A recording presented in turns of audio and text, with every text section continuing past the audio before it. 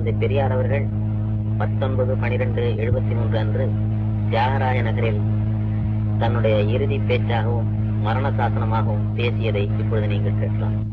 கடவுள் இல்லை, கடவுள் இல்லை, கடவுள் இல்லவே இல்லை. கடவுளை கற்பித்தவன் முட்டாள், கடவுளை பரப்புகிறவன் அயோக்கியன், கடவுளை வணங்குகிறவன் காட்டுமிராண்டி. அன்புமிக்க தலைவர் அவர்களே, தாய்மார்களே, பெரியவர்களே, இந்த இடத்திலே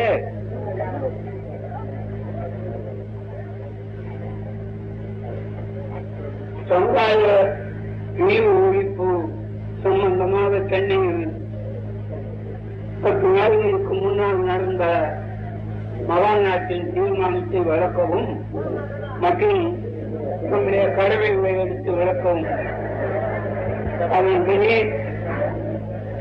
அறிஞர்கள் பலர் அத்தீர்மானத்தை விளக்கியும் அது சம்பந்தமாக மற்றும் பல அறிவு விஷயங்களையும் உங்களுக்கு நல்ல வண்ணம் எடுத்து விளக்கினார்கள்.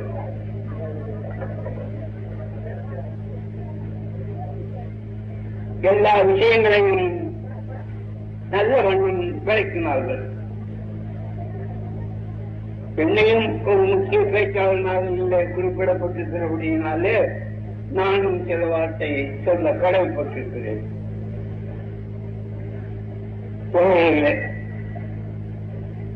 இந்த தியாகராய நகர் என்னும் மாபெரும் பிரபலமான இந்த நகருக்கு இதற்கு முன்னால் நான் நண்பர்கள் சொன்னார்கள் 10 ஆண்டுக்கு மேல ஆகுது இருக்கலாம். எனக்கு ஞாபகம் வரல பக்கத்துல எப்பவும் நான் இங்க வந்ததாக. சென்னையில அடிக்கடி பேசுகிறேன். என்ன காரணமோ இங்க வரும்படியான வாய்ப்பு ஏற்படவில்லை. இப்பதான் வந்திருக்கு. வரும்படியான வாய்ப்பு ஏற்படவில்லை என்றால் அதனால சில காரியங்களும் குறைவா இருக்கும் தான் நினைக்கிறேன். என்னுடைய கருத்துக்கள் இவ்வளவு தூரம் எட்டுவதற்கு இல்லாதனாலே மக்கள் பலருக்கு தெளிவுபட்டிருக்காது. என்ன விஷயம் நமக்கு என்ன காரியம் என்றாலும் ஆனாலும் பலருக்கு தெரிஞ்சு இருக்கலாம். என்றாலும் அன்னையிலே நடக்க போகிற கருத்தையை முன்னிட்டு சென்னையில் பல பாகங்களிலேயும் அது விஷயமாக தெளிவுபடுத்த பல கூட்டங்கள் போட வேண்டும் என்று தீர்மானித்ததன்படி பல கூட்டம் ஏற்பாடு செய்யப்பட்டது. இன்னமும் இது 1-2 தான் நடந்தது. இன்னமும் நடக்கலாம். ஜனவரி 26ஆம் தேதிக்குள்ள மற்ற பாகங்களில் நடக்கலாம். நடக்க வேண்டிய அவசியம் தோழர்களே. நான் பேசி துவக்குவதற்கு முன்பாக நமது நண்பர் திரு வேலுமணி அவர்கள் நம்முடைய கழக லட்சிய சொல்லை விளக்கினார். நானும் கேட்கும்படி கேட்டுக்கொண்டேன். அதுல நம்ம கழக தோழர்களுக்கு ஒன்றும் கஷ்டம் இருக்காது. புதிதாக வருபவர்களுக்கும் வகுப்பறிவை பற்றி கவலைப்படாமல் மூடநம்பிக்கை மூழ்கி கிடக்கிறவர்களுக்கும் கொஞ்சம் சங்கடம் ஏற்பட்டிருந்தாலும் இருக்கலாம். நம்பிக்கை இல்லாதவங்களும் அவங்க முட்டாளி சொல்லித்தான் ஆகணும். இவன் அவன் முட்டாளி சொல்லித்தான் ஆகணும். ஆனாலும் நாங்க வகுப்பில் அடிப்படையாக வச்சு கலவரத்தினால கொஞ்சம் மரியாதையா பேசுவோம், ஞானத்தோட பேசுவோம். வகுப்பில் இல்லாதவங்க கொஞ்சம் கடுமையாத்தான் பேசுவாங்க. ஆனாலும் நாங்க வகுப்பில் அடிப்படையாக வச்சு கலவரத்தினால கொஞ்சம் மரியாதையா பேசுவோம், ஞானத்தோட பேசுவோம். வகுப்பில் இல்லாதவங்க கொஞ்சம் கடுமையாத்தான் பேசுவாங்க, நம்ம விட மோசமா. உதாரணமா சொல்றேன், நாலாயிரம் பாடின ஆழ்வார்கள், தேவாரம் திருவாசகம் எல்லாம் பாடின நாயன்மார்கள் இந்த பசங்க சொன்னதை விட நாங்க அதிகமா சொல்றதில்லை. அதை மனசில் வச்சிருந்தோம். நான் இவனைத்தான் தொற்றுமே தவிர, இவன் புத்தியைத்தான் தொற்றுமே தவிர, அந்த பசங்க சொன்னாக்குல அவங்க போன்ற பிள்ளைகளை நாம் ஒண்ணு போட சொல்ல. நீங்க நினைக்கணும், என்னடா இப்படி சொல்றானேன்னு சில பேருக்கு கோபம் இருக்கும். ஆனா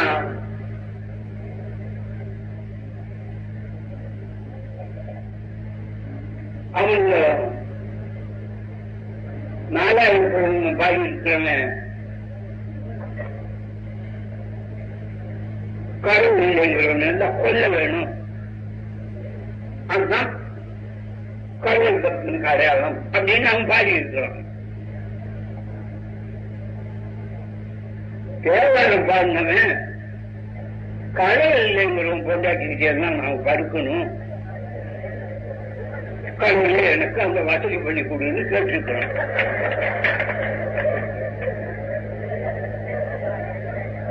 யாருன்னு கேட்பீங்க, பேர் கூட சொன்னேன். சம்பந்தர் சம்பந்தங்கிற ஒரு பக்தன் அந்த அளவுக்கு இப்ப நானும் சொல்லி இருக்கிறோம், கடவுள் இல்லைங்கிறோம் பொண்டாட்டிக்கிட்டே தான் நான் படுக்கணும், கடவுளை கேட்கிறான் பேசி வைக்கணும். நாலாயிரத்து ஒரு வாழ்வார் கொண்டரடிப்பொடியா, கொண்டரடிப்பொடிங்கிறவன் கடவுள் இல்லாதவன் எல்லாம் வெட்டு. இது பார்த்துல நடந்தது. காரியத்தில் எவ்வளவு நடந்தது தெரியுமா?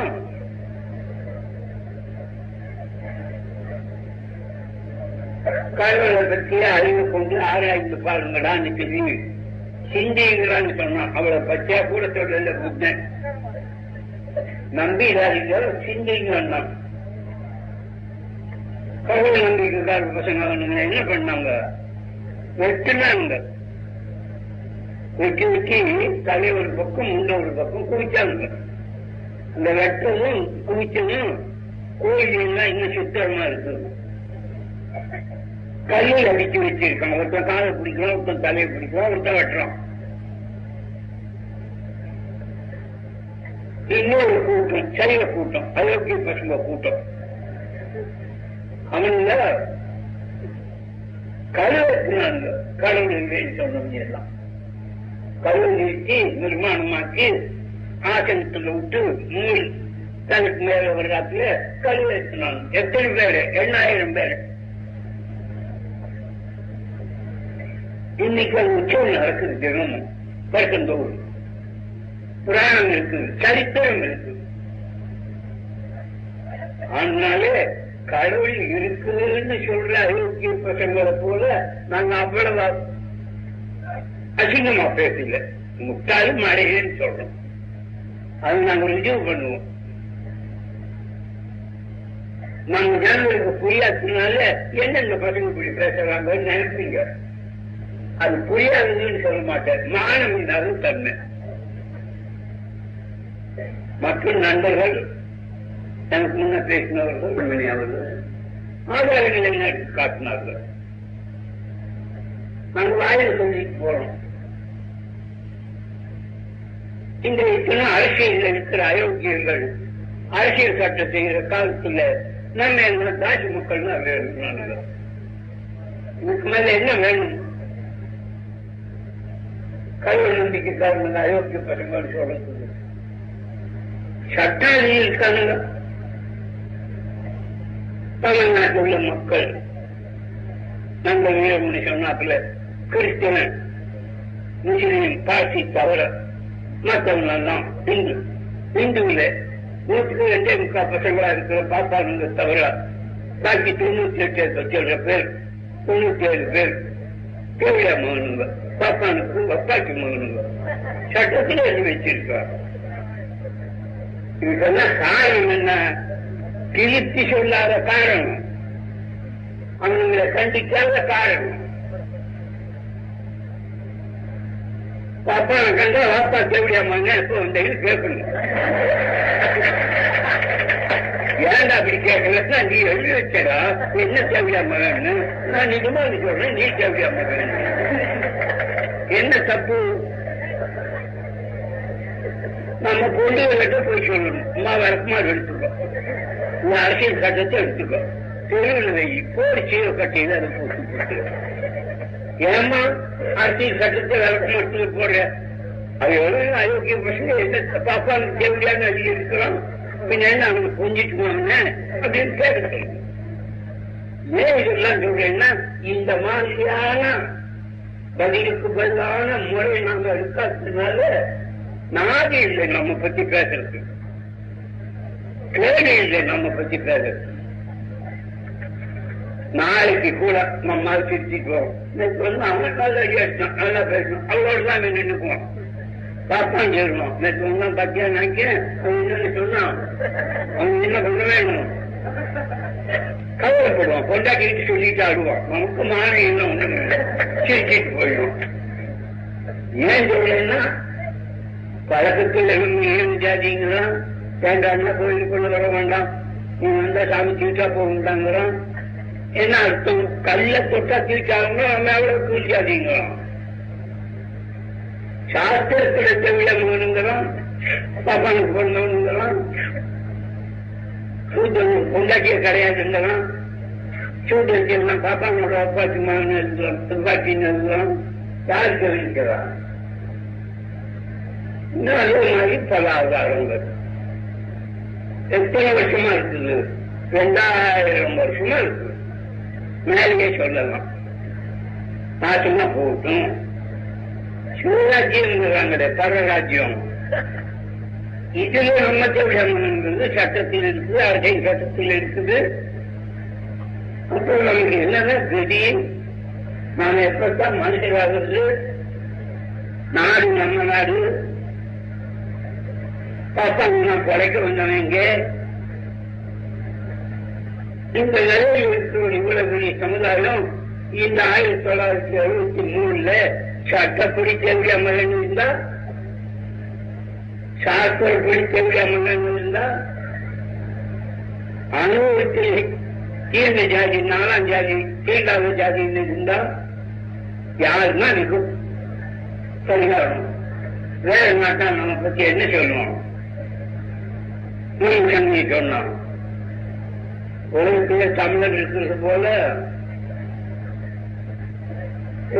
பங்கு தீர்க்கன் இருக்கிறோம். அவங்க தேவையான மகனே கிடையாது, மேல் ஜாதியே கிடையாது. எல்லாரும் சகோதரர்கள். ஒருத்தனுக்கு ஒருத்தன் தொட்டுக்குவாங்க, ஒருத்தன் சாப்பிடுவாங்க, ஒருத்தன் வேலை இன்னொருத்தன் சாப்பிடுவான். பேச்ச கூட பார்க்க மாட்டோம். அதாவது அவருடைய சகோதரத்துவம், நம்ம மதத்தின் தன்மை அது என்ன பார்ப்போம். கிறிஸ்தவர் கவலைப்பட மாட்டோம், ஜாதின்னு ஒருத்தர் குறை சொல்ல மாட்டோம். பார்த்தானா அதே மாதிரி தங்களுக்குள்ள மேஜா கீழ்த்தா இருக்கிற எல்லாரும் தீர்மானம் அவனுக்கு தேவையிடாம. இப்ப இருக்க காரணம் என்ன? நண்பர்கள் சொன்னார்களே, 50 வருஷமா வளர்ச்சியில ஏதோ கொஞ்சம் மாறுது. அது எதுக்காக நம்ம பார்த்து சூழ்நிலைன்னு சொல்ல மாட்டோம். வீட்டுல என்ன பேசுவோம்? சூழ்நிலை பசங்க தான் பேசுவோம். இந்த இழிவில் இருந்து நீங்கணும். ஏதோ சட்டம் சாமித்தோம் கடவுள் சொன்னா ஏதோ அதை உதைக்கணும். கடவுளை நாளைக்கு செருப்பிலேயே அடிக்க சொல்லணும். பல தடவை நாங்க அடிச்சாச்சு, நாளைக்கு அடிக்க சொல்றோம். நம்ம தாய்நாடு எட்டு வேறக்கு மாத்திரம் போட சொல்றோம். சட்டத்தில் இருக்கிறது என்ன பண்றது? ஏதோ நாங்க கொஞ்சம் முயற்சியோடு இருக்கிறோம். இன்னைக்கு வாழ முடியிட்டு இருக்கிறோம். நாளைக்கு காங்கிரஸ்காரங்க வந்துட்டாங்கன்னா, நாளைக்கு பாப்பா வந்துட்டாங்கன்னா, இல்ல இந்த கம்யூனிஸ்டே வந்துட்டாங்கன்னா, அவன் காசுக்கு இருந்தா என்ன வேணாலும் பண்ணுவானே. அவன் நல்ல சத்தம் போட்டு எனக்கு போனா எங்களுக்கு நாடு இல்லையே இந்த நாட்டுல